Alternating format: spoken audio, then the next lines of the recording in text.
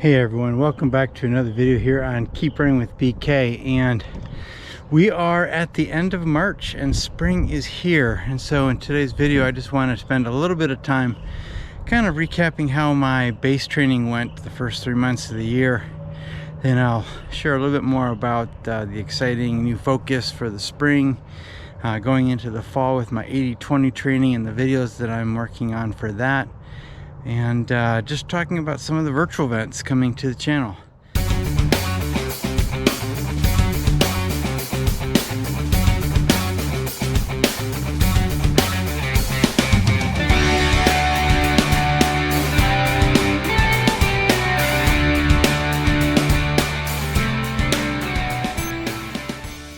With that, I just want to say that this is my third take. Again, I was having problems with the camera during the run today, and so I am hoping to keep this short, concise, and keep you wanting for more. And if you're new here, hi, I am Bill. I am the host here on Keep Running with BK, a running channel where I talk about all things running, including Maffetone training, 80-20 training, 5K, 10K, half marathon, marathon, and even ultra marathon training, where I share mostly insights from my own running and 38 years of running experience, really to help you to continue to learn, continue to improve, and ultimately to keep running as we continue to enjoy this sport that we love so much. And as I mentioned, I am coming to the end of my base training according to my training calendar for the year. And for me, I primarily focused on following the Maffetone or MAF, maximum aerobic function training method for my base training periods, where I am keeping a fairly low heart rate, keeping most of my training the best I can at or just below my maximum aerobic function target heart rate, which I'll admit has been a challenge at times this spring for probably a lot of different reasons. But nonetheless, it was for the most part easy running with the goal of building my mileage. And for the first quarter of the year, I am tracking right along with where I was last year. So I'm still on target to meet my annual training goal of 1,800 miles for the year. And if I break it down even further, my goal really was from January through February into March to work up to where I was hitting 45 miles a week in my training. And I am happy to report that I have been successful in doing that, despite catching the virus that's been going around the planet back in February, which ultimately led to me having to be sidelined from running for a week or so and having to gradually build back. And so yeah, this whole year is off to a good start, but it is a perfect example of, you know, we set the best plans that we can, but things change and we have to continue to adapt. And so, you know, I would ask you, how has your training been going so far this year? Have you been keeping up with any goals you had for the early part of the year? Are you on track for what you are working towards? And what do you have on the race schedule? Feel free to share that down in the comments below. I'd love to read how things are going for you. And if you're new here, consider subscribing to the channel, and that way you can stay up to date with additional running content that I put out on the channel every week. And love to have you become a part of the Keep Running with BK community. And if you are on Strava, you can follow along with my training, and you can also search for the virtual running club that I have set up for the followers, supporters, and friends of the channel. And you can search for Keep Running with BK on Strava, and I have a link down in the show notes below where you can actually get there and become a part of the club. It's just been fun following everyone's training, and that slowly continues to grow in numbers. And every time I think I'm doing really well and going to top the listings for the week, there's a few of you out there whose names I won't mention. You know who you are, but you somehow find ways to put in those miles at the last minute, put in the elevation climbs, and there you have it, and knock me off the podium of the top 3 spots, but which is all fun. It's just great friendly accountability, and I enjoy following each and every one of your trainings, and I hope to comment on them from here and there as I just try to figure out what you guys are doing, and it helps to motivate me to keep going as well. And so the other thing I wanted to talk about on the channel this week is I started a series on 80-20 training. So I've done a few videos now that you can check out, and as I go through my spring training block with the 80-20 10K plan in Matt Fitzgerald's book 80-20 Running, I will produce some additional videos. So far I've talked about how to prepare for 80-20 training, which includes calculating your lactate threshold heart rate.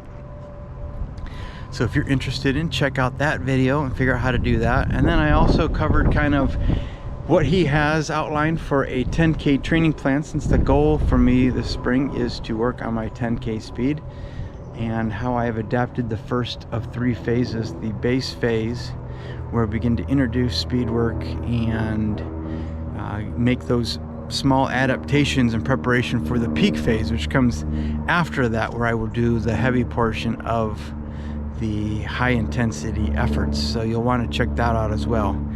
I do acknowledge that it did start to get a little lengthy. I think that video is about 20 minutes, and so I think I have decided going forward that I will split those videos into 2. So they will be 2 shorter videos. That will save me editing time. It'll save me work scrambling trying to get extra videos out each week, but it'll also make it a little bit more palatable so that you don't have to make an afternoon or a morning of it watching the entire longer video. But again, I always appreciate your support. I'm always looking for feedback from you guys on topics or questions you have, so feel free to share those down in the comments below. And I'd really encourage you to check out some of those other videos and let me know what you think.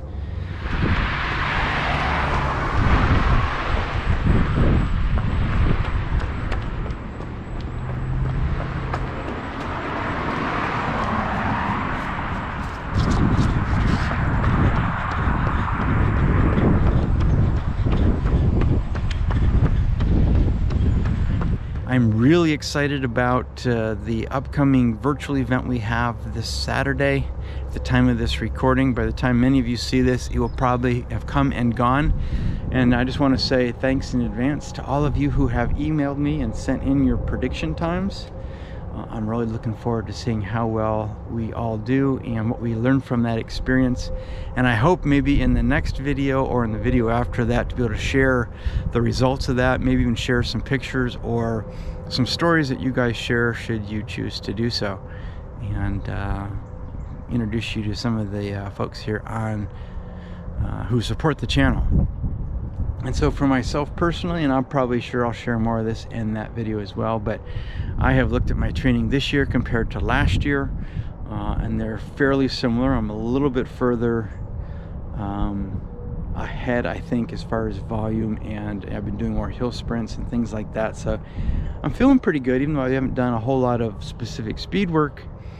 My goal is to actually run a little bit faster than what I did for my 5K that I ran last June for a virtual 5K event that I supported for a charity that I very much appreciate. And I think it's doable. I think that the volume of training that I've done over the past year has really laid a solid foundation. I feel good. I feel excited. My legs, even though they've been tired most of the week, are feeling fresh after today's run. And I look forward to going into Saturday ready to see how fast I can run and actually beat that time. So stay tuned. I'll share more about that in the actual event coverage video coming soon. But with that said, I just want to close with this. I haven't picked a date yet, but I'm already now starting to turn my focus to the second virtual event for the channel. And it is a virtual backyard run. And I've talked a little bit about it here and there on the channel so far this year and late last year. But essentially this is how it's going to work. Essentially I'm going to be picking a day, and on that day I invite all of you guys to join me for as much or as little of the challenge as you'd like. I'm going to set up basically a course that is a mile in length with the goal of running a mile every hour on the hour for 24 hours.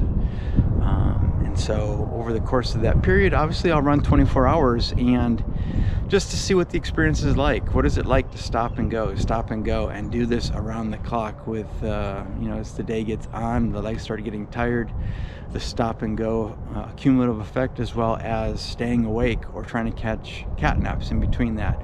And I'll record some video of that and just kind of see what that experience is like. Just so I can experience that, as I would like to participate in one of these events in person someday. But I invite you to join me, and you can join me for the full 24 hours. You can do 12 hours, you can do 8 hours. But the goal of this particular virtual event is to do something different and to challenge ourselves. So in the spring with the 5K prediction run, it was really just to have some fun, choose a time, see how close we can get to it. This one is about challenging ourselves.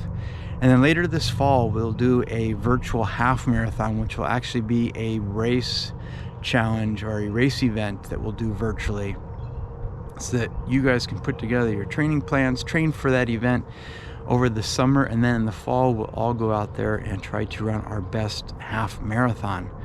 But I just want to mix it up. I do want to talk about running. I do want to talk about specific training approaches and running specific distances and things of that nature, but I also want to engage us with one another and have some fun doing that. So I hope that you'll continue to participate in those events, and thanks for checking into this week's video. With that, stay safe, train smart, and keep running.